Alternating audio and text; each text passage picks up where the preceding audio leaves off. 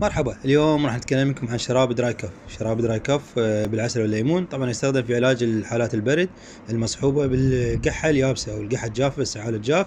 أيضا تحسس الحنجرة، التهاب البلعوم، احتقان البلعوم، والقحة الجافة المصحوبة بالإنفلونزا أو البرد.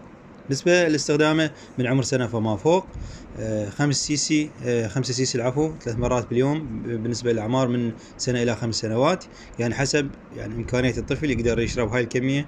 تقدر تعطيه سيسيين ونص إلى 5 سيسيات 3 مرات باليوم.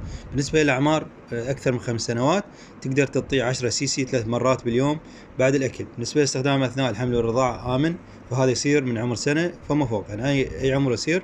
استخدامه أثناء الحمل والرضاعة آمن، وما يصير يستخدم لعدة مشاكل بالسكر، يعني عنده ارتفاع بالسكر، لأن هذا يحتوي على نسبة من السكريات.